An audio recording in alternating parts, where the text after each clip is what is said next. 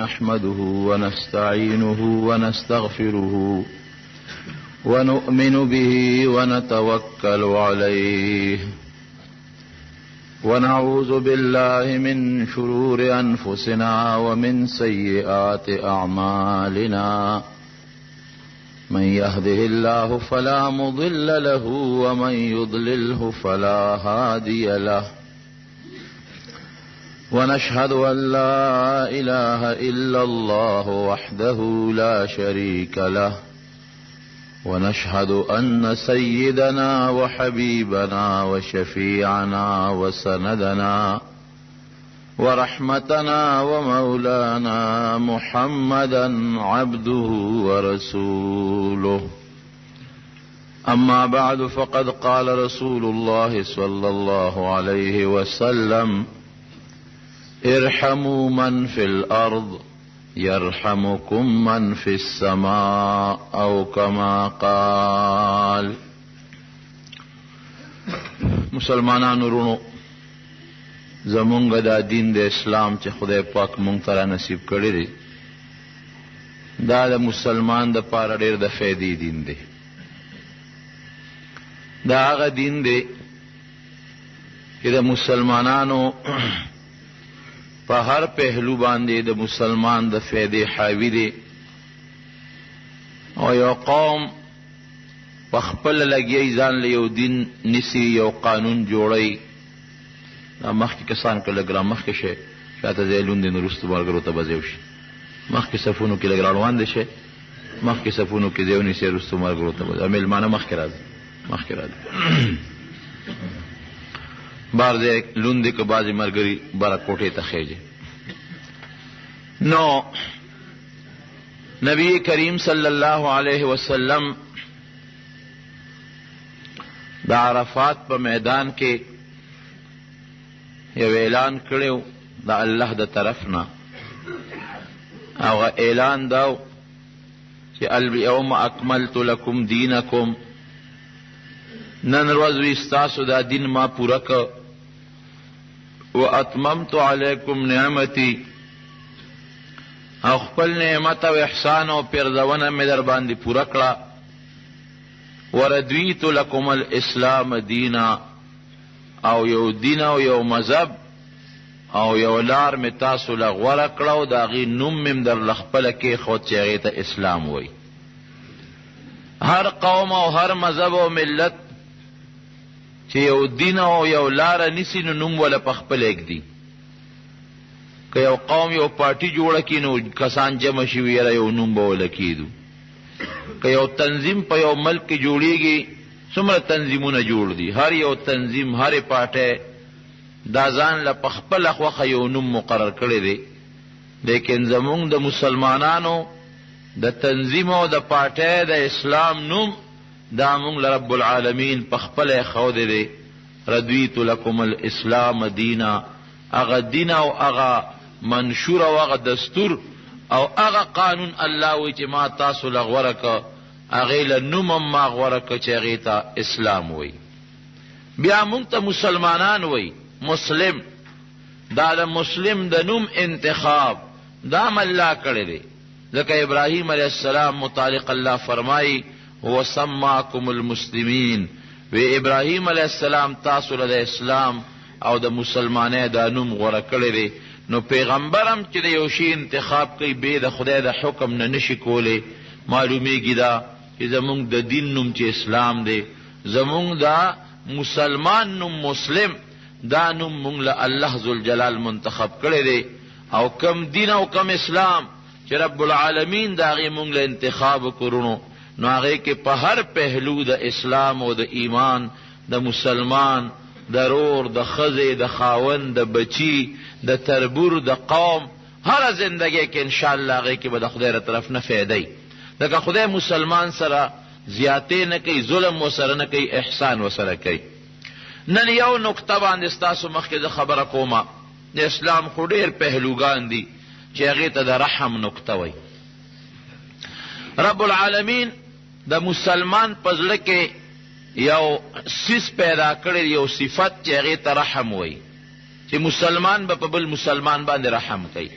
بلکې مسلمان سکه دا حکم دی چې د کافر چې کوم ستا دشمن او کافر دی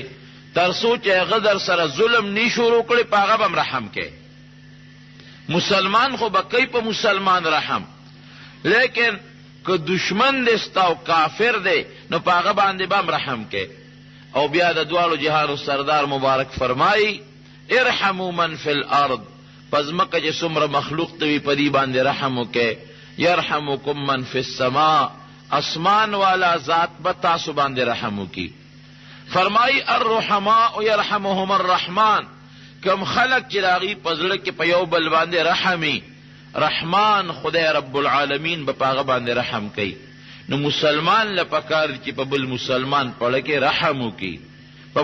ګوره دا زکات چې خدای په مونږ باندې لازم کړی چې زکات به ورکوي، نو خدای په زکات څه کوي؟ حدیث شریف کې راځي د قیامت پر ورځ به رب العالمین د یو سړي نه تپوس وکړي، وی بنده زه ناجوړه شوی وم تا زما تپوس نه دی کړی، زه بیمار وم تا زما تپوس نه دی کړی. دا بنده به ورته وی خدای پاکه ته څرنګې بیمار وې؟ ته خو رب العالمین، ته خو خلق جوړی، د خلقو تربیت کې، نو ته څنګه ناجوړه شوی؟ وی ګوره زما پلان کې بنده ناجوړو، تا د هغه تپوس ونه کړ. که د هغه تپوس دې کړی وی داسې ولکه چې زما تپوس دې کړي، او که د هغه تپوس له ورغلی وی نو زما رحم او زما ثواب به د هغه سره خوا کې مونتی وی. ما به در باندې رحم کړی، ما به درته ډېر لوی ثوابونه در کړي. وی بنده ډوډۍ مې دنه غوښتې او ما د ډوډۍ نه را کړې. وی خدایا ته خو رب العالمین، ته په ډوډۍ څه کې؟ ته خو خلکو له ډوډۍ او رزق ورکې. وی تا نه یو وخت یو فلانکي بنده ډوډۍ غوښتې وه او تا هغه له ډوډۍ نه وه ورکړې، نو که دا دې هغه له ډوډۍ ورکړې وه لکه چې ما له دې ډوډۍ را کړې، د دې ثواب به دې ما سره موندلی. نو ګوره خدای پاک فرمایي من یقرض الله قرضا حسنا، مالا قرض راکې، نو خدای ستا په قرض څه کوي؟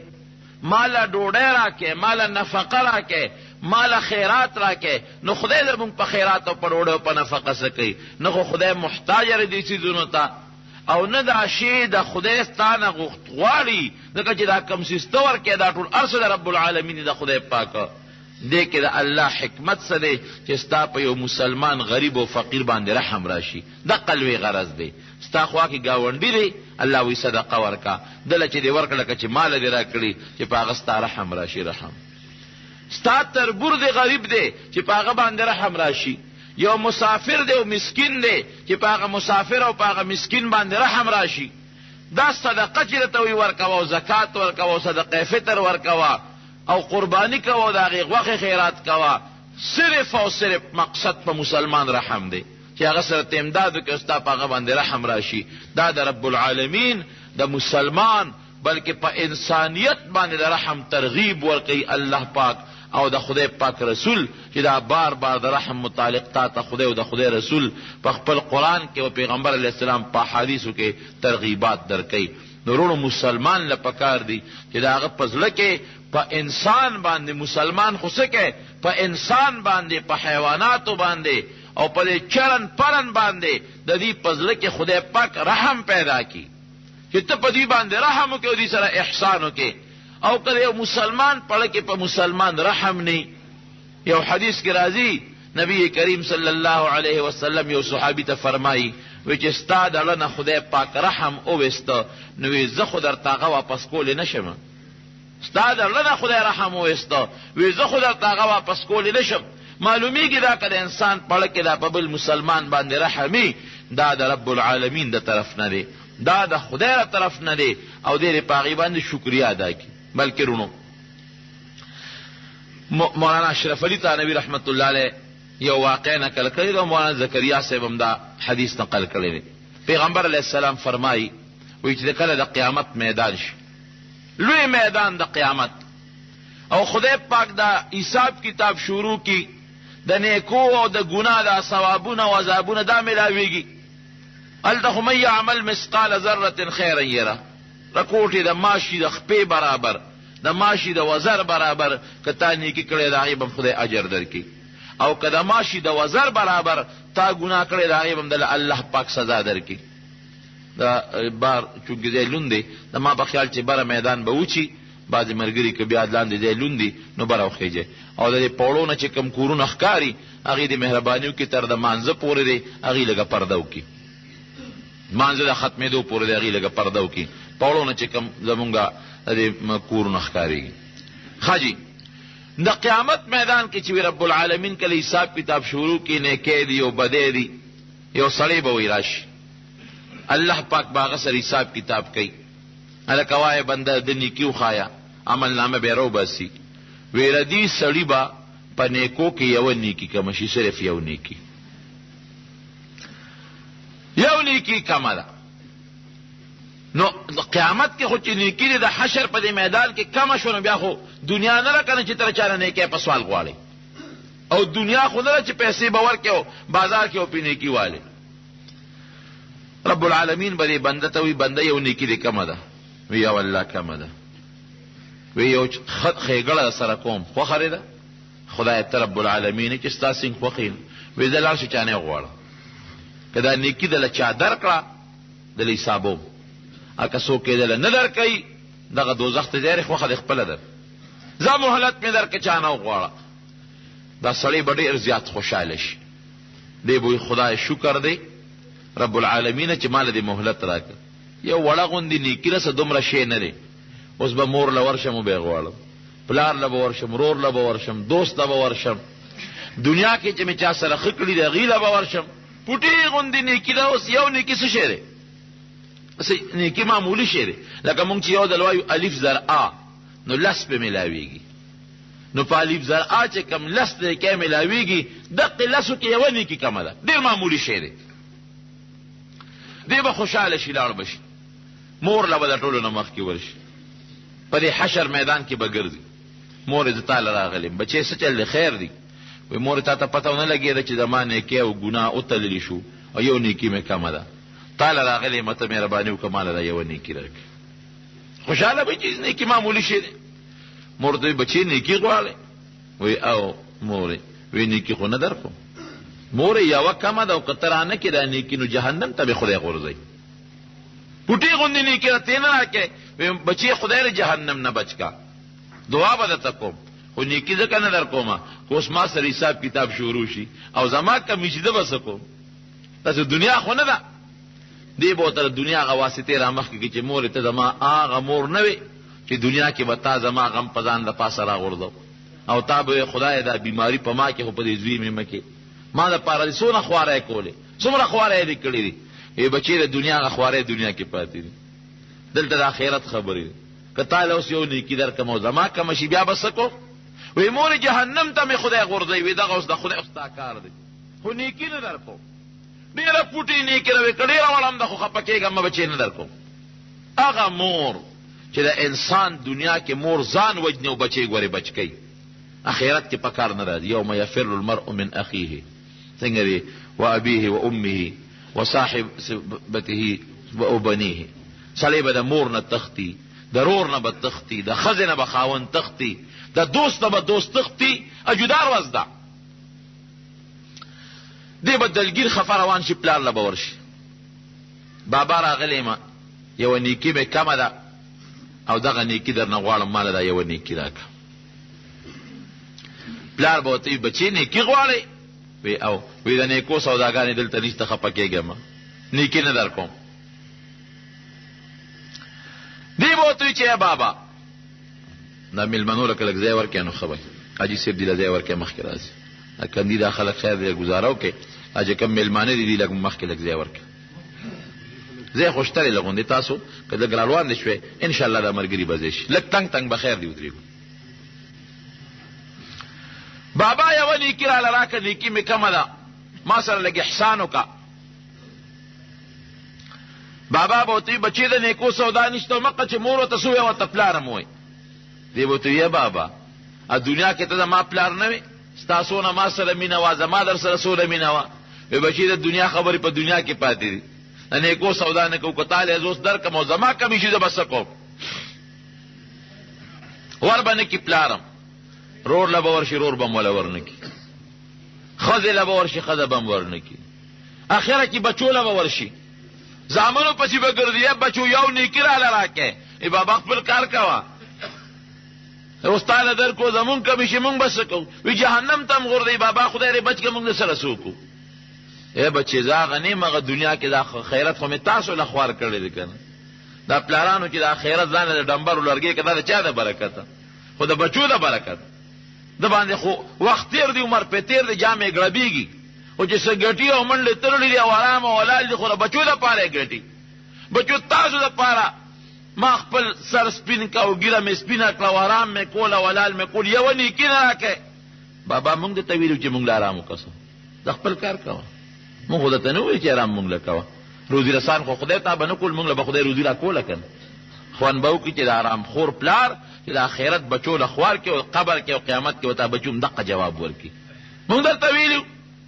اوس هم بعضې بچي پلار ورته وایي ما په خپله د پلار یو پلار او د زامنو منځ کې څه فیصله کوله نه پلار وایي بچو څونه احسان مې سره کړی دی ماشومان مې لوی کړی او دا مې کړي دي زامنو نه به دې راوړو که نه مونږ درته وایي چې مونږ راوړه مې خوند یې درکړله مونږ درته وایي چې مونږ راوړه نه به دې راوړلو که نه غورځولې ولي چې د دریاب کې که نه تا سره خپل پلار خواري نه راکړی چې ته مونږ ته خپل احسانونه را یادې څه غریب چپ پاتې شو مې په قلار کې نه 14مې صدۍ مسلمانان دي چې د میخو مزدور د تلو نه وایي دا 14مې زمانې نو دې بچو لپاره مونږ خیرات برباد کړو لګیا یو حرام او حلال او منډې دي او ترړې دي اخرت د خپل خوار کو جون دې بچو خکو حضرت علی رضی الله عنه فرمایي وی دا هغه انسان نه بیوقوف انسان بل نشتا چې د بل د دنیا د خکولو لپاره خپل خیرت خراب کی دنیا مې د بچی خکړه او آخرت مې خپل برباد کړ پام کوي ګوري په دې بچو ګوري بالکل ملاو نه تاړي د دې زمانه په اولاد باندې خپل خیرت ځان له برابر کې بچی دي حلال ولو غټا کروست پکې سړیتوب وینو خدای به رزق وري او که سړیتوب پکې نه خپل کار وکړي حرامو د پاره د بچو د پاره منډه ترلې موها ا بچی به مولا نیکی ورنکي ګردي په یارانو دوستانو سو به ورنکي دا اول خو خوشاله چې یو نیکی نه خو چې چانه یو غواړم راکې به اوس خو یو نیکی ملونه شو غریب بدقه خفا مات سټ را رواني چې مات سټ را روان دي یو سړی به ولاړ یو ببر سر والا سړی ابو ته یاله کسکه وې د ملستاره سره سدي وې نه ماته وای که ساجدتي چې دې پکار شم وې مور مې پکار نشو پلار پکار نشو رور پکار نشو تربور پکار نشو یار دوست پکار نشو خزه بچی پکار نه تو مې څه پکار شي الکه ګوره که په ما دې خېګړه کیږي نو زبر پکار شم ګوره هیڅ څوک به دې نه پکار شي وزه پکارېږم دې بدرېړه کې سوچو کې راشه ته وای ولې ما تا نه پیسې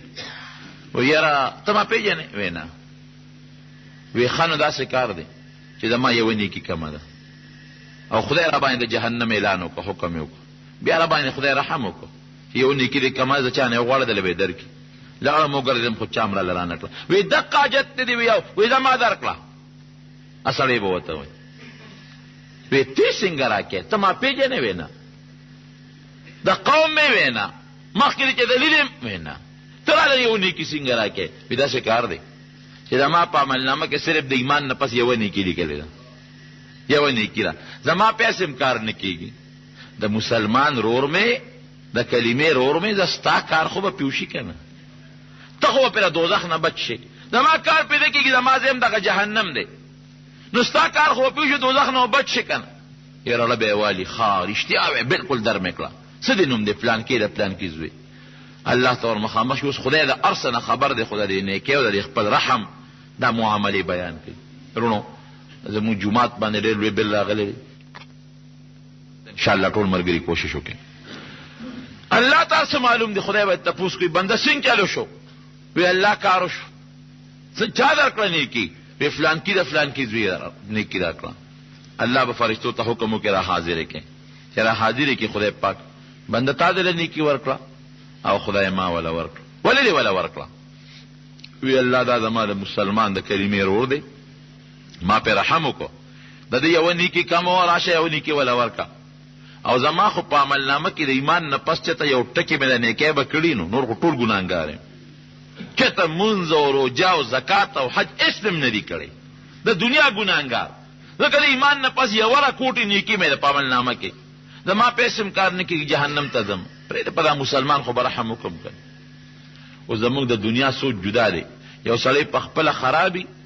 غریبي کمزوري او بل چېته مالدار وي مالکه وي دا راته څنګه مالدار ګرځي راګرځي بل یې دلته بدي شي په نعمت باندې اخرت کې دا معامله نشته وی ښه دله دې نیکي ورکړه رحم دې پې وکوي او خدایا تا ته پته را ته خبردارې وی دا بنده ستا خو یوه نیکي کمه خو پوره شو ته خو د جنت ته تا کار خو شو او دې بل د دنیا ګناهګار ته به الله ذوالجلال وفرمایي وی خطا په دې بل مسلمان باندې رحم وکړه وی او نو ستا نه زیات رحم کوونکي خو زیمه ته څنګه رحم کې ستا نه لوی رحم کوونکي خو زیم زه ته مې هسې مفتو کې وبخلی او نیغ په نیغه جنت ته ځه نو نبی علیہ السلام وفرمایل چې ارحموا من فی الارض یرحمکم من فی السماء د ځمکې په مخلوق رحم وکړئ د اسمان والا ذات رحم کوونکي په تاسو باندې به رحم وکړي امام غزالی رحمت الله علیه خو ډېر لوی عالم تیر شوی دی لوی بزرگ ولی الله زمانه دومره نیکۍ کړي دي چې د هغه ځان له یو مستقل تاریخ دی هغه درته نه وایم اوس هم چې څوک یو لوی عالم ته نسبت کوي نو غزالی الدهر دی لوی عالم او بزرگ او چا په خوب کې ولیده په یو خشته باغ کې ګرځي را ګرځي خوشحاله دی وی امام غزالی خدای سره څه وکړل وی الله وبخلم لویه مرتبه یې راکړه وی یو نو تا خدای له ډېرې نیکۍ کړي دي ټول عمر د عبادتونه کړي دي او د دین او د علم خدمت ته کړی دی خدای به نه وی نه هغه نور هر څه وروستو شو په یوه کوټې نیکۍ خدای وبخلم دا لویه مرتبه راله خدای پاک په یو ډېره پوټې وړه نیکۍ راکړې ده وی هغه وړه نیکي سره وی یو ځل مې د پیغمبر اسلام یو حدیث لیکه ګوره دې ته اندازه اوسه لګوئ یو حدیث مې لیکه نو چې حدیث مې لیکه نو قلم مې په مشوانۍ کې دن نه که نو دا قلم پورې سی ونخته دا پینونه خو هغه زمانه کې وونه قلم پورې سی ونخته نو یو مچ راغی او د قلم په سوکه کېناست هغه سی یې اسکله مچ سی یې اسکله نو ما هغه قلم نه لقه او ما یې یاره دا مچ تګې معلومېږي پرېږده چې دا سی اوس کې چې دی لږه موړ شي سیراب شي نو چې هغه مچ هغه سی اوس کله نو بیا په قلم خط ولیکه وی چې الله ته مخامخ شم وی غزالی فلانکي وخت کې په مچ رحم کړی دی په هغې کې مې وبخلی او جنت ته مې ولېږلی نن مسلمان په مسلمان رحم نه کوي مچ باندې رحم کړی دی په هغې مې وبخلی او لویه مرتبه مې دله درکړه او د دواړو جهانو سردار مبارک فرمایي وی یو ښځه خدای پاک په پیشو کې جهنم ته ولېږله پیشو یې تړلې وه نه یې وله خوراک ورکوه نه یې پرېښوده چې ځان له په خپله څه خوراک پیدا کړي دا لوږې نه مړه شوه نو رب العالمین جهنم ته ښځه ولېږله پیغمبر علیه السلام په خپله یو ځل مونځ کو او په هغه مانځه کې چې سلام یې وګرځو لږ ورمخکې شو بیا راروسته شو چا یې تپوس وکړو صاحب په دې مانځه کې مخکې شوې او بیا راروسته شو دا ولې وی مخکې ځکه شوم چې راته خدای جنت وښو نو د جنت هغه انګور او غونچکونه مې ولیدل ویله کې مې رالل چې راشي غونچک ترې وشو کوه و یاره ارمان که بې راشوکولې و تاسو ته مې ښولې وې چې د جنت دا میوه خو م لیدې وه خو بیا راته کې دا راپرېوته چې مې راشو کوه نو پرې مې ښود او وروستو ولې شوې وی خدای راته دوزخ د جومات په دې دیوال کې وښو وی دوه کسه مې پکې ولیدل یو مې پکې یو صاحب المحجن ولیده صاحب محجن کونټۍ ته وایي امسا ته وایي کږه امسا یو کونټۍ والا مې ولیده هغه به د اجیانو نه غلا کوله د غلا مختلفې طریقې وي نو هغه به دا کونټۍ لاس کې نیولی او د هغې هغه امریک به پردي څادر ته ورړم کړ نو څادر به پکې سړي نه راښ کړ نو که هغه سړی به پې پې نه شو خو څادر به یې یوړو او که هغه به پې پې شو چې لکه زما نه څادر یوړو ښه زه خو نیم خبر دا به زما د امسا کې نښتي نو هغه کونټۍ والا غل مې ولید چې کولمې یې ځان پسې راښکلې په دې اور کې روانو او بل مې پکې هغه ښځه ولیدله چې کومه ښځه پیشو تړلې وه او ډوډۍ نه ورکوله او نه یې پرېښوده چې په خپله خوراک وکړي نو هغه پیشو د وجې نه په جهنم کې پرته و مې لیده او بل حدیث کې راځي چې هغه پیشو ورسره وه په جهنم کې او دا نوکار یې پرې لګولې دا مخ یې ترې راښ کړ او یو بل حدیث کې نبی علیه السلام فرمایي وی یو سړی خدای پاک د سپي په وجه وبخو جنت ته ولېږي د خدای رسوله د سپي په وجه یې څنګه وبخو وی یو سړی په لاره روان دی یو روایت کې د ښځې ذکر دی او یو سپی دی او د کوي په غاړه باندې ولاړ دی او دا سپی ډېر زیات تږی دی جبه روخ کړه او د کوي هغه خټې په سټي دا سړی چې څنګه ورغه چې وې قتل او هو کدي سپیله زده او باور نه کوم خو دې وطن د لاسه مري دا بس تیر کېږي نو د فورا خپل موزه وستله ا موزه پورې خپل صادر وتړو او موزه ورخته کړه کوي ته پاره کې وبره وسته او سپیته هغه وبکه خو دی رب العالمین دا هغه سپی پسې را کول باندې هغه وبخو جنت ته ولېږي نو صحابه د پیغمبر علیه السلام نه تاسو کوي په د خدای رسوله په دې بهایمو کې او په دې سپو پښوګانو کې زموږ ثواب شته وی ارض ساخاون فی کل ذات کبد رطبه لکم اجر هر د ساخاون چې تاسو سره احسان وکړي نو پاغي کې تاسو له خدای پاک اجر او ثواب درکړي نورونو رحم په مسلمان باندې بیا رحم په بنده باندې رحم په مخلوق خدا په دې الله ډېر زیات خوشاليږي او ته په دنیا کې په یو انسان باندې رحم وکړه صبر دی وتاو هغه سره ظلم کوي تا صبر وتاو کو رحم دی وسره وکړه یره ته په دې ځل کې کلک یقین وکړه په خدای پوره یقین وساته چې ان شاء الله یو داسې ورځ چې هغه ورځ کې به بیا تاسو په کار نه راځي والله ته به محتاج او الله به تا باندې خامخا رحم کوي دا خدای پاک پر دې نه خامخا به درکوي ورونو مسلمان خو لا ډېره لویه خبره چې په مسلمان په مسلمان رحم کوي لازمه خبره ده مسلمان له پکای چې په مسلمان رحم وکړي لیکن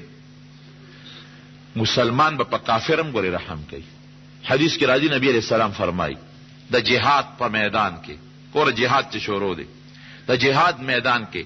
وی کله جهاد په میدان کې د سپینګری په مخه درغې نو ګوري غږ بنه کې اگر کستا کافر ولې نه دی سپینګری بنه وجه جهاد میدان کله جهاد میدان کې معشوم په مخه درغې نه به وجنه کله جهاد په میدان کې خزه په مخه درلا بالکل بنه وجه خزه دا یا معشوم دی یا سپینګری دی د دې متعلق نبی علیہ السلام اعلان کړو چې دې ته وګوره غږ نه کوي یاره کدی سپینګری سره یا خزه سره یا معشوم سره توره دا ټوپک ته پتا ډسکای بیا چې څه خوای کوي اوسه لیکن تر سوچ پتا گزار نه کوي او میدان جنگ کې کافر دی یهودی دی عیسائی دی مشرک دی په مخه درغی غږ ورته بالکل نه کوي دا د اسلام اعلان دی اصلي خلکو د اسلام بدنام کړی دی اسلام وی دهشتګرد دی او دهشتګرد پیدا کوي او دهشتګرد پیدا کوي دا چې د خلکو الزامونه دي اسلام چې مونږ ته کم اصول خولې دي او مونږ ته کم سیس خولې دی قسم دی ګوره کدا په بل دین کې وي اسلام کې چې کوم اصول شته اسلام په مسلمان نه وي په کافر به رحم کوي د پیغمبر علیه السلام صفت څه دی رحمت للعالمین رحمت للمسلمین نه دی رحمت للمؤمنین نه دی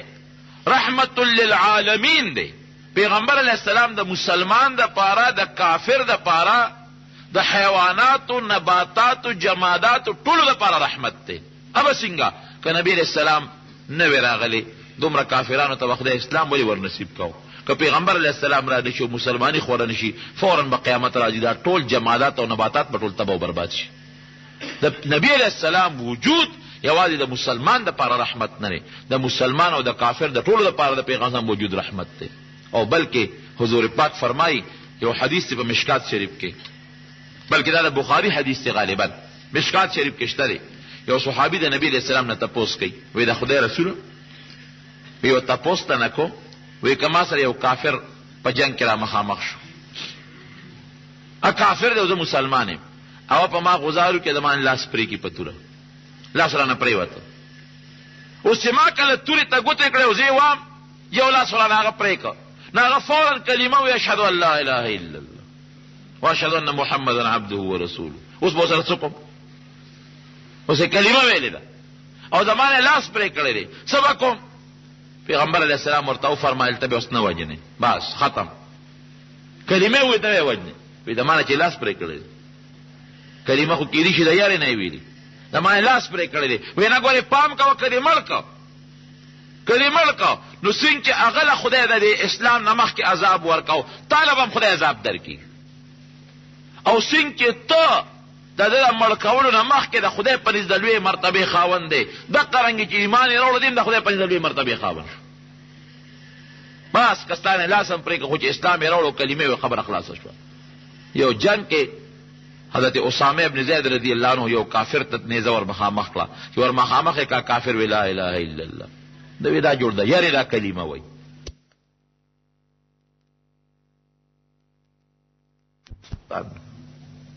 ما وی حالات دنه په افغانستان کې څنګه دي؟ نو په جړا شو غریب. اوس هم په دوره کې شته دی، په جړا شو غریب. ما ته چې کله دې نه لاړم نو هلته کې ناګهاني او بمبارو شو، او په هغه بمبارۍ کې په یو کلي بمباري شو. وی چې ورلم د هغه ټول کلي د کورونو هغه چتونه را پرېوتي وو. اوس خطرناک بمونه دي، ټول بمونه چتونه لاندې را پرېوتي وو. څوک د چت لاندې ګیر او څوک د دروازې لاندې ګیر او څوک د دیوال لاندې ګیر. یو چغې وې په هغه کلي کې، غونډ یو کلي پرې شو. او ما ته قسم وخوړه چې په خپلو سترګو دا مې ولیدل چې د انسان خپې هلته ټوپونه وال، لاس هلته ټوپ و، سر هلته ټوپونه وال. او ما په خپله د انسانانو خپې او لاسونه راغښتي دي په خپل لاسو باندې، او یو ځای کړي مې دي. او یو انسانو هغه لاس په خپې ګډوډ پراتو، مې چې دا به هم د دینو خپه مې راواغېسته ورسره مې یو ځای کړه، لاس مې راواغېست ورسره مې یو ځای کړه. او داسې یو ډېرې غوښه پرته وه لکه د قصاب په تخت چې پرته وي، مې راواغېسته ورسره مې کېښود. اوس په مسلمان کې کافر کې ظلم دی او که مسلمان کې ظلم دی؟ اخر ولې ظلم کېږي؟ دا د دنیا دا کافر دی مسلمان سره ولې ظلم کوي؟ ولې نه پرېږدي؟ طالب باندې حمله کوي، دا ماته وښایه کم طالب یې نه پورې مړ کړ. چېرته په سلو کې به یو 200 یا په زرو کې یا په دې ټول افغانستان کې چې کم طالبان چې کم مجاهدین دي 100-200 به هم نه وجلي. ټول شهري خلک وجني. بمبارۍ په شهري خلکو، په ماشومانو باندې، په زنانو باندې بمبارۍ شروع دي. هغه انساني حقوق والا څه شو څه؟ چې چغې به یې والې چې موږ د انساني حقوق علم برداران یو. هغه اقوام متحده والا او هغه امریکې والا او انساني حقوق دي، د انسانان نه دي، دا څوک دي؟ تا سره د هغه څو انسانانو غم شته، د انسانانو غم د سره نشته. نه پاکستان غږ کوي، نه سعودي غږ کوي، نه بل ملک غږ کوي، نه بل غږ کوي. هغه رحم د مسلمان په مسلمان څه شو؟ دا چغې دا وایي ښه کوي، وایي چې کوي په جنګ کې. جرنیل صاحب وایي، جرنیل صاحب وایي دا ښه کوي په جنګ کې، خدا وایي دغه کار روي دا څه ورته ویل کېږي، فوجي کار روي دی کوي، دا مړي مړي کېږي. خیر دی وایي هلکه مړي په شهري علاقو ته ولې بمبارۍ کوي؟ ولې ظلم کوي؟ اوس زما په خیال چې یو ډیم باندې بمباري کړې ده، یو ډیم باندې، او لا پوره مات شوی نه دی، خو قریب دی چې مات شي. که دغه ډیم مات شو نو خدای خبر چې 12,000 دي که 14,000 لوی کلي دي، هغه د هغې د اوبو لاندې راځي. دا ولې ظلم کوي؟ دا زیاتې ولې کوي؟ نه خدای ته وایي چې سړي سره مخ په مخ مقابله وکړي. غیرت خدای ته وایي چې سړی کوز شي، ورکوز شه. مخکې ورځ کې یو ورولېږه، هغه خو له هغې ځای ته ورسو، بېغمه یې که ورته. اوس پرون بېګا بیا بي بي سي وایي چې یو بل یې ورلېږلی دی، یو علاقه کې بل یو کوز کړی دی، ما یې نوم هېر شو، او بي بي سي بېګا ویلي دي. او هغه د افغانستان د ځمکې نه صرف بي بي سي سره بېګا خبرې هم کړي دي چې دغه سړی مه د ظاهر شاه او ځان له مې بلا ملګري پیدا کړي دي، او غرونو ته ختلي او ټوپکې را سرې دي، او د امریکې هلیکاپټرې به هم راځي، او دا به کېږي دا به کېږي. هغه یې وختي ونیوه، ګیر یې کړه. اوس پته لګي چې تان زوړ قندار ته ورسوي چې پته راته ولګي چې ته څه کوې. هم پوره نران خلک د افغانستان والا په رب العالمین او په خدای پاک باندې اعتماد دی. یارونو یو بادشاه تېر شو، هغه دا چل کړی چې هغه خپل یو ټوپی راغشتې وه، ټوپی، او هغه ټوپی یې داسې په یو چوکه کې ایښودې وه، او د خپل شاهي محل مخې ته هغه ټوپی ویځانده کړی و، او دا اعلان یې کړی و وی چې کم سړی د دې ټوپی خوا کې تېرېږي دې ته به سجده لګوي، زما دې ټوپی ته. او چې څوک زما دې ټوپی ته ټیټ نه شو، سجده ونه لګوله، جلا دې کېنولو، دقه دې کې سر وهه چې پرې نه دی. کله کله به راغې محل په دیوال به ودرې، د خپل ټوپی تماشه به یې کوله چې خلک زما ټوپی ته سجده لګوي که نه لګوي. چې کوم سړی به ته بې ایمانه خلک خو ډېر بېغیرته، ایمان چې نه بېغیرته یې ده، چې ایمان پکې دا غیرتي دی، خو چې کله کې ایمان پکې وي. په لاره باندې چې یو څوک تېرېږي سر ښکته کوي، بل تېرېږي سر ښکته کوي، سجده کوي. یو مسلمان روان دی په دې لاره، چېرته اتفاقي روان دی، ورسره ماشوم بچی هم دی چې څنګه په لاره. خو دې وخت کې بادشاه هم راغلی دی، او د خپل ټوپی تماشه کوي چې دې به څه کوي، دې به سجده کوي که به نه کوي. څوک کوي که نه کوي، زما پولیس والا زما خبره مني که نه. دې په نیغ تېر شو چې ورغی هغه جلاد پلک راونیو، وی چېرته روانې؟ وی داسې مې کار، وی دا ټوپی نه وی کومه ټوپی؟ وی دا وی علم که نه؟ وی دا خو د بادشاه ټوپی ده، تا ته دې پته نه لګي؟ وی دې کې څه چل دی؟ وی دې ته به سجده لګې، په دې لاره چې تېرېږي دې ته به سجده لګې، دا زوی به دې لګي او ماشوم به چیرې وسره او ته به هم لګې او که نه لګې دا توره نه دونه خلکو نه مې سرونه غورځولي ځان هم سر غورځو. خو بادشاه دغه وخت کې اوس ولاړ د ارسینې دی ورته لرې شه مړه زه بادشاه ټوپۍ ته زه ستا بادشاه ته سجدې نه لګوم ته هغه ټوپۍ ته به ما سجدې لګي. ما ایمان په یو رب العالمین راوړی په یو خدای او د الله نه ما سوا بل چاته چې را سر مې پرې چې سجده ورته ونه لګوم یو الله ته به سجده لګوم. وی دې خوا شه دې کې بادشاه آواز وکړو وی صبر وکړه لکه مې وهتې مال راولېږه. جلال باندې را سترګې راوویستې وی ته ورسره بحثونه کې ولې دې نه وو وی راویلېږه ماله چې دا سړی بادشاه ته ور مخامخ شو ته زما ټوپۍ ته سجده ولې ونه لګوي ته څوک یې؟ هغه مسلمان ورته وی وی دا یې ټوپۍ مالک نو وی ته چا چې پیدا کړی کم خدای زه هغه ته سجده لګوم او د هغه نه ما سوا زه بل چا ته سجدې نه لګوم. وی ښه وی وی راشي جلاده سر ته ووه وی ډېره ښه دا دې وی سر دې کټ شي خو سر به ټوپۍ ته ښکته نه شي د بادشاه. ایمان دې ته وی لکه امیرالمؤمنین اوس اعلان کړی دی که نه چې سر دې زما کټ شي مجاهدین دې زما شهیدان شي خو امریکې خپو کې سر نه ږدم که مشرف اږدي کړي دي خو زه نه ږدم که بل بادشاه اږدي کړي دي خو زه نه ږدم. جناب چې بادشاه جلاد ونیو سر یې ته وی لږ صبر وته وکړه مال ته راولېږه ولېږه سم چل وي ورسره کوم ورته یې وی داسې کار ته په څه کار کې تا څه مهارت دی په کم کار کې وی جي په غشو ویشتو کې مې مهارت دی. اوس دې مطلب نو چې غشي د ویشتې شمه مطلب یې دا چې زه یو مجاهد سړی یارېږم دنه نه ګورې غشو ویشتو کې مې جي مهارت دی ښه زبردست غشي ویشتې شم. وی ښه وی داسې کار وکړه یو سیب یې وی سیب ماڼی راوړه سیب وی دا د زوی په سر د پاسه کېښودله وی هغه ځای نه ګزار وکړو دا سیب اوله پته به ولګي چې ته دا غشي ویشتې شي که نه شي ویشتې په لوی امتحان کې واچه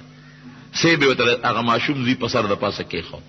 او د زوی سترګې ورته مخامخ کړې وی شابه اوس ته وی زه غشي ویشتې شم پته به ولګي چې ته د زوی د پاسه چې دا کم سیب پروت دی دا ته په شیش ویشتې شي او که نه شي ویشتې. جلاد ته وی اوس په قلار کښېنه اوس به پته ولګي که دې غزار کوي او دا سیب یې وویشته بیا نر دې پرېږدمې او که دا سیب ته خطا شو دا زوی یې ولګېده نو بچې زوی مړ کي او دا زوی مردار شي نو دې مو پسې وجنم. اوس دې غریب په سوچ چې خدای ما خو اسې ووې چې زه د غشي ویشتو ماهر یم او دا سیب خو یې زما د زوی د پاسه کېښود اوس به دې سره څه کوم چې مخامخ یې ودرو وی شابه اوله وی الله ستا د رضا دپاره دا څه کوم او دې ټوپۍ ته مې خدای سجده ونه لګوله او اولم دا غشي راکاږم دا غشي م ستا اختیار کې دی زما دا لاس هم ستا اختیار کې ده دا لیندم ستا اختیار کې ده دا رسول هم ستا اختیار کې دي خو خر خپله د خدای که زما دا زوی لګې او که دا سیب لګې جون کې مې چې ته غشي لینده ګورې خدای لاس کې م نه دی غشته لرې ورته ودرو ښه تېره غشي ورکړه خو چې غشي راخه چې ټس شو سیب ولګېده زوی بچ شو.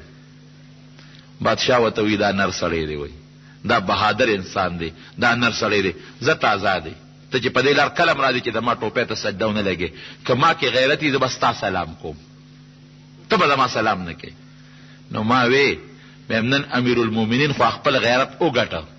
ملا عمر خو وی چې د امریکې ته سلام نه کوم خو امریکې له پکار وي چې افغانستان سپر طاقت نه ومني هغه کې غیرت پکار دی چې هغه ووایي د هغه بادشاه غوندې چې تا خو تر ننه پورې ما ته سر ټیټ نه که دومره بمباري پې وشوه روس لیکلي روس په هغه لسو ورځو کې په اړومبو لسو ورځو کې وایي 10 کاله مې په افغانستان بمباري کړې ده دومره مې نه وه کړې لکه دا په 10 ورځو کې چې امریکې څومره وکړه دومره بمونه دې وغورځول نو ما د اسامه څه وکړل او د مولا عمر مې څه وکړل او د طالبانو مې څه وکړل بې د غریبانانو شعره نو پکار دا دی که غیرت پکې وي چې د خپلې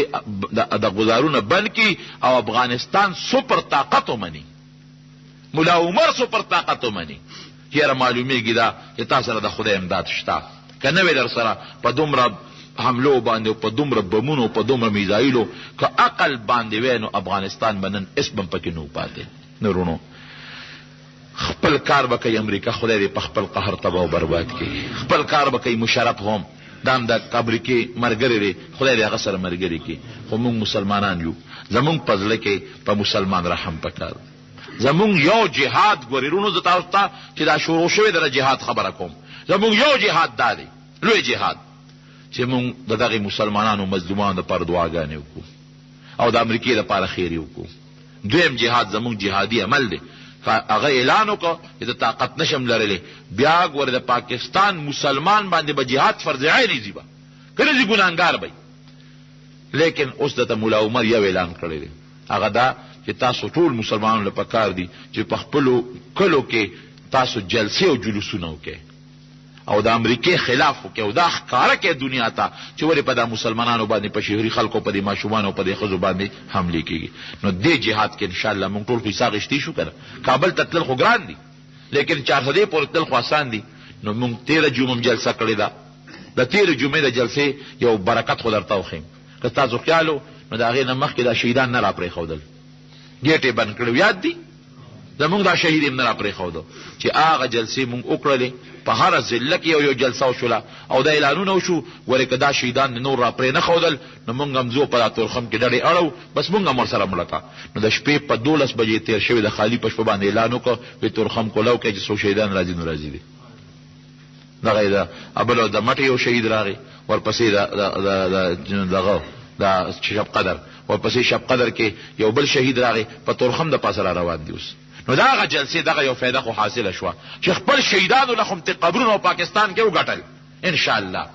او اوس ورپسې دا جلسې دي مظاهرې دي او موږ په دم دباو کوو، هم په دې حکومت والا باندې دباو کوو چې ته د خپلې پالیسۍ مالیسۍ بدلې که که بدلې دې نه کړې نو که موږ کمزوري یو، زموږ طاقت کمزورې دی نو د خدای سره مقابله مه کوه. د خدای غضب او قهر که په جوش کې راغی نو بیا ګورې اوچو سره لامدم سودی ته به هم غرق کړی موږ به هم سره غرق کړي یو. دعا کوي رب العالمین. نو نن زموږ 4 چوک کې بیا جلسه ده ښه اوس د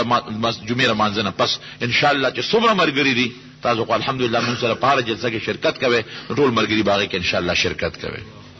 او دا بیمار دی دعا غواړي. دعا کوي یا الله امریکا تباہ و برباد کې، خدای په خپل قهر یې تباہ کې، خدای دا بیړۍ ولا غرق کې الله دا هغه اتحادیان برطانیه او دا هغه مرګري په خپل قهر خدای تباہ و برباد کې. خدای زموږ په دې وطن کې چې د امریکا او د برطانیې کوم مرګري دي خدای هغه ور سره تباہ کې. الله د افغانستان دغه مظلوم ملت ته امداد وکړي، خدای د فرشتو په ذریعه امداد وکړي، الله د فرشتو په ذریعه امداد وکړي. خدایا ته دا ټول مسلمانان ملکونو سربراهان د هغې په زړه کې خدای د افغانستان د دې مظلوم ملت امداد ور واچوي او د ټولو نفرت د امریکې نه پیدا کړي، د مونږ په زړه کې ورسره خدای نورم بغض پیدا کړي. الله مونږ هم د جهاد کار واخیستلی کړي، د مونږ په دې وطن کې الله اسلامي نظام راوستلی کړي. خدای چې څوک مریضان یې ته ولې شفا ورکړي، قرضداران د قرض نه خلاص کړي، د مونږ د حلال رزق نصیب کړي، اتفاق او اتحاد هم نصیب کړي. خدای چا د څه مشکلات یې هغه ولې په خوشحالو بدل کړي، د چا دشمنۍ دي طرفګنۍ دي او چا د څه د دنیا مصیبتونه دي الله هغه ته په خدای په خوشحالۍ واچوي. خدای مونږ خو اسم نشو کولی، رب العالمین مونږ ډېر کمزوري یو بې دې نه چې مونږ ستا په دربار کې لاس وړاندې کړو او دعا وکړو قسم دې خدای بل زمونږ هېڅ وسم نشته. خدای زمونږ دا دعاګانې قبولې کړي او د افغانستان د دې مسلمانانو امداد وکړي او دغه امریکا او د هغې بیړۍ لکه د ابرهه غوندې چې ابرهه لښکر دې تباه کړ. فرعون وی انا ربکم الاعلی وی لوی خدای زیم، هغه لویه خدایي دې ورله خدای تباه کړه چې ځان ته خدای دعوه کړې وه. نو خدای ته د امریکې چې دم د خدای دعوه کړې ده دا وی زسو پر طاقت یم، نو خدای د امریکا تباہ و برباد کړي او کم قوتونه کم مسلمانان چې د امریکې په مقابله کې میدان ته راوتي دي خدای د هغې ټولو امداد وکړي، هغې ټولو سره ته خپل معاونت وکړي او نصرت یې وکړي. اخر وخت کې په خولې دا کلمه نصیب کړي لا اله الا الله محمد رسول الله. ټول درود شریف ووایئ. اللهم صل على سيدنا ومولانا محمد كما صليت على إبراهيم وعلى آل إبراهيم إنك حميد مجيد. جناب صدر مجلس او زما عزتمند درونو، دا نن چې په دې دارالعلوم جامعه محمودیه کې دا کم عظیم الشان اجتماع ده، دا د دې مدرسې د تعلیمي سال په اختتام کې یو دستاربندۍ او د تقسیم اسناد دا مبارک مجلس جوړ دی. الله پاک دا مدرسه کامیاب کړي. رو زمونږ محترم مشر میلمه آیا بہترین عالم جناب حضرت مولانا عزیز الرحمن صاحب ہزاروی دامت برکاتهم وزید مجدهم هغوی د موقع مناسبت سره ډېر جامع مفصل او مدلل بیان فرمایه. د هغې د پاسه زمونږ د بیان څه ضرورت نشته، خو چونکې د هغې حکم دی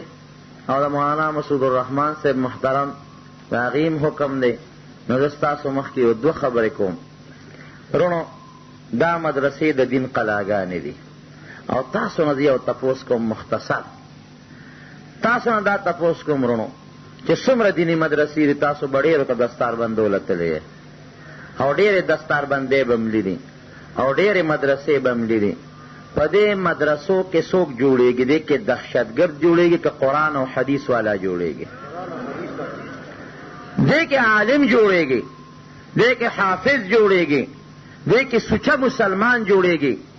هغه مسلمان جوړېږي چې هغه په قرآن او په حدیث او په پیغمبر ننګ کوي ننګ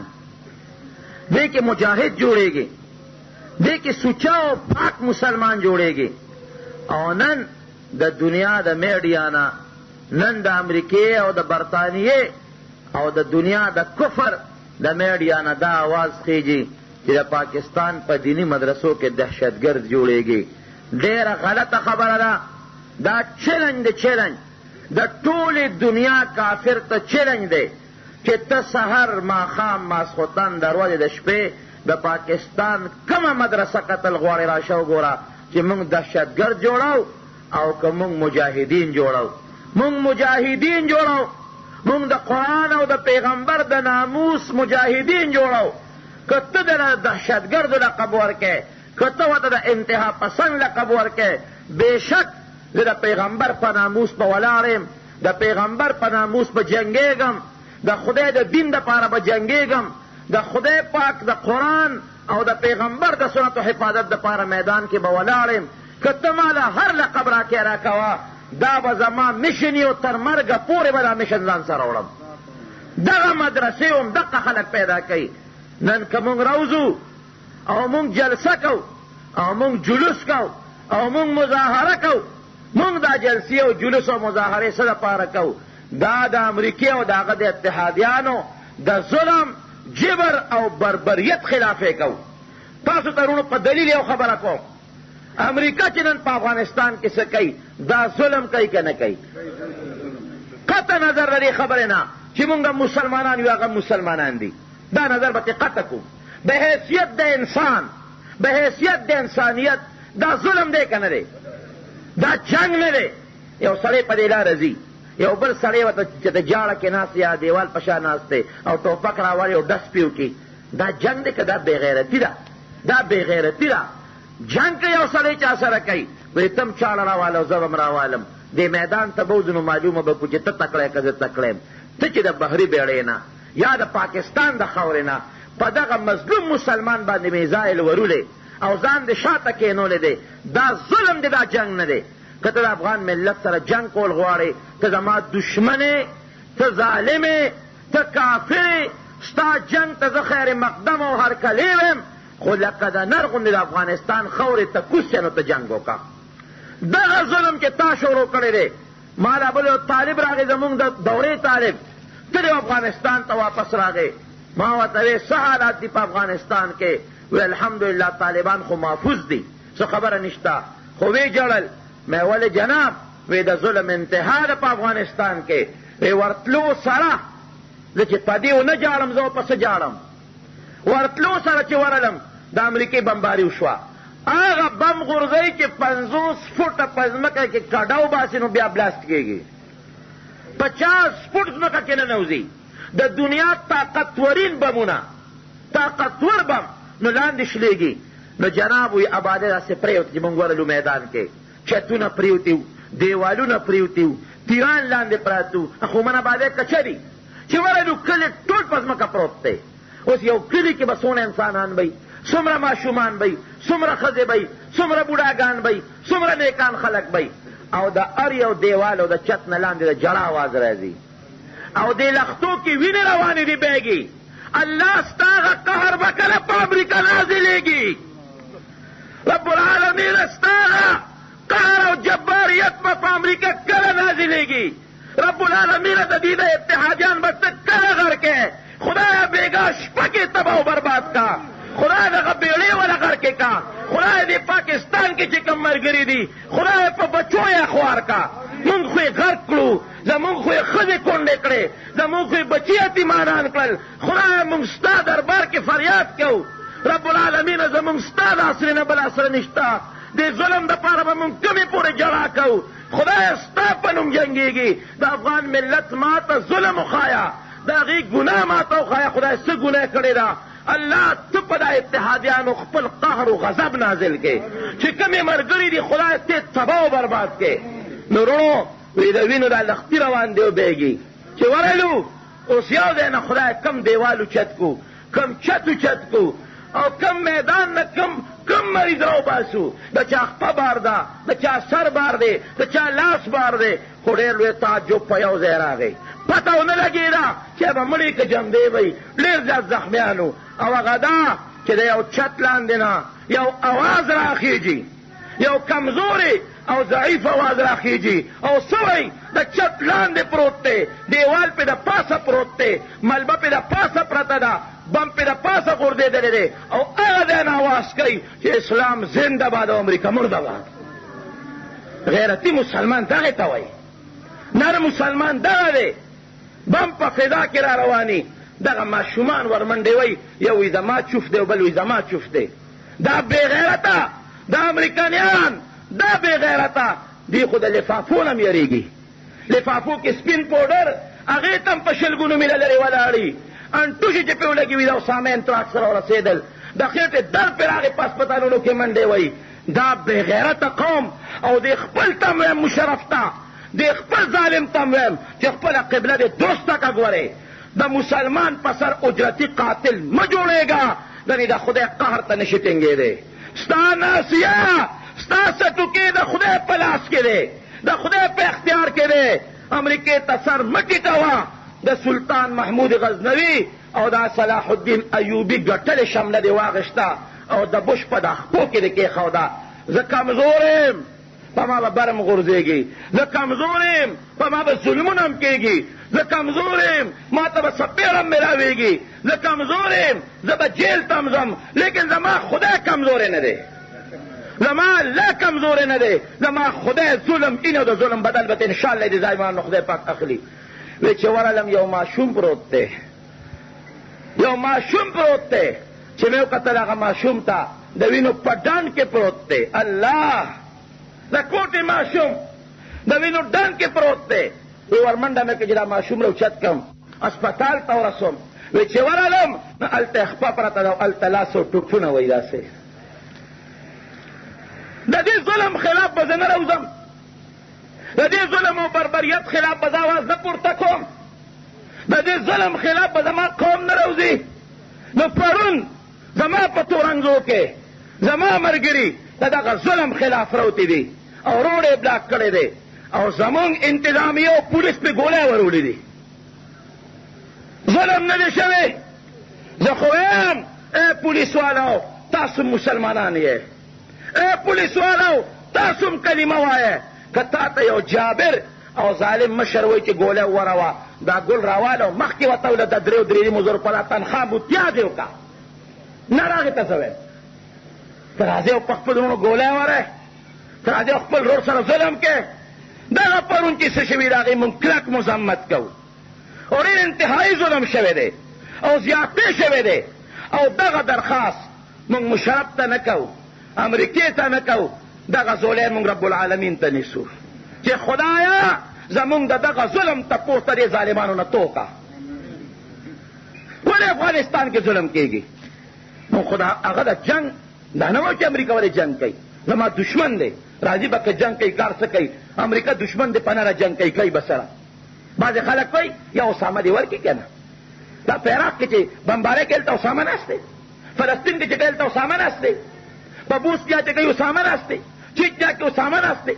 او ته چې دا یو خبره کوي یو اسامه دې ورکړي، نو هغه ته ولې نه وایي چې دې اسامه د پر دنیا ولې غر کوي؟ ما ته وایي اسامه ورکړه، هغه ته وایه که نه اسامه د پر دنیا مه غر کوه که نه. هغه ته خوله کې جملې ده دلته کې دا خبرې کوي. وروڼو وخت کم دی، زړه مو پارې پارې دی، خو وخت کم دی. د مسلمان دا حالات چې وینو زړه مو درد کوي. خو د خدای دربار کې مونږ ډېر کمزوري یو، ډېر بېوسه یو او ډېر بېڅوکه یو. فقې حضرت صاحب محترم تاسو ته فرمایل یو شی دی بس، نن نه د رب العالمین دربار کې د شپې پاسې وجاړئ، ګورې خدای به درنه تپوس کوي. د قیامت لوی میدان را روان دی. د خدای د انصاف دی وخت کې ظالمان ظلم بقي او ظالمان شته، د خدای دربار شته، او دغه د خدای په دربار کې به د اسامه او د ملا عمر او د افغان ملت د مظلومانو لاسونه به یو ستاره د حکمرانانو ګریوانونه به چې د خدای دربار ته به راکېږي. الله یې دغه مظلوم ملت امداد وکړي. دغه مدرسې را طالبان جوړوي، دغه مدرسې لګیا دي او دا خلک دا نیکانو عقیدو والا جوړوي. او انشاءالله رونو دا مدرسه زمونږ د مولانا مسعود الرحمن صاحب د ډېر وخت نه د دین خدمت کوي او څه پټه خبره نه ده. تاسو ته مخکې ښکاره ده چې هر وخت کې تاسو هر کال په کال وینئ دا مبارکې هستې راځي او د دې په لاس باندې دستاربندي کېږي. او زمونږ د کلي خو یو فخر دی، حقیقت دا دی، زمونږ د کلي لپاره یو فخر دی. مونږ پې فخر کوو په مولانا مسعود الرحمن صاحب باندې. دومره ښکلې مدرسه چلی، قاریان، حافظان، د دین خدمت پکې کېږي او څه جاګیرې نشته، څه دوکانونه نشته، څه کوارټرې نشته. نو کم از کم د تورنګزو خلکو له پکار دي چې د دې مدرسې دومره امداد وکړي چې دا د بار امداد ته روپۍ نه دي. زه خو هم که د تورنګزو یو څو مشران او خانان یو کندین د مدرسې سره صحیح امداد وکړي، هېڅ ضرورت د چندو نشته. که شته دی بیا که دا کلي ورسره امداد لږ لږ وکړي، هېڅ ضرورت نشته چندو ته. خو په هر صورت انشاءالله دې همت مضبوط دی او دغه تاسو په خپلو لاسونو وینئ، پټه پټه خبره نه ده پنه او لوی خدمت پکې کېږي. ټول ملګري به د جمع ښه په نر او په اخلاص دې سره امداد کوي. او دوی وایي چې اوس هم د چندې شروع شي، د هغې نه پس لمونځ به کېږي، دستاربندي به کېږي او بیا به حضرت صاحب دعا کوي انشاءالله او بیا به انشاءالله لمونځ کېږي. نو څومره ملګري چې ولاړې هر یو انسان په دې مدرسه کې امداد وکړي او په دې نیت وکړي چې دا مدرسه بقول د امریکې دهشتګرد پیدا کوي، موږ دهشتګردو پیدا کولو سره امداد کوو. جزاکم الله. ټول ملګري ښه په مینه باندې انشاءالله تعاون وکړي. هر یو ملګري لږ دی یا ډېر دی او راشئ د مدرسې سره امداد وکړي. ټول ملګري چې څومره دي ټول راپاسئ تعاون وکړي. خدای پاک مو بخښه. په دا نیت یې وکړئ چې امریکې له پیړه شو هم د دې دهشتګردو اډې جوړو، د دې انتها پسند مسلمان اډې جوړو. د زړه اخلاص ته خدای مو بخښه راشئ تعاون وکړي.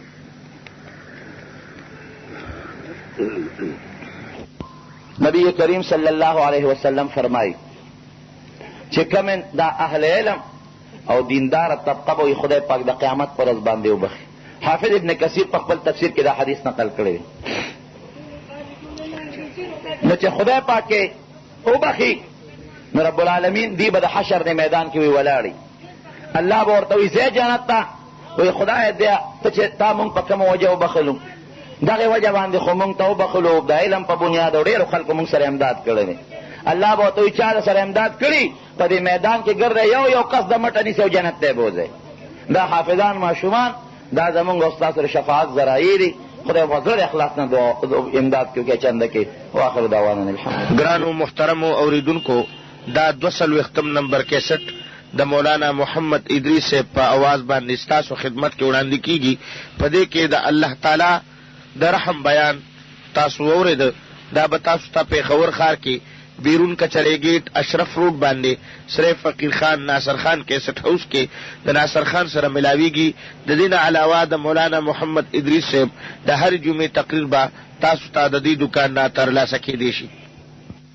اتل ما اوحي الیک من الكتاب واقم الصلاة ان الصلاة تنهى عن الفحشاء والمنكر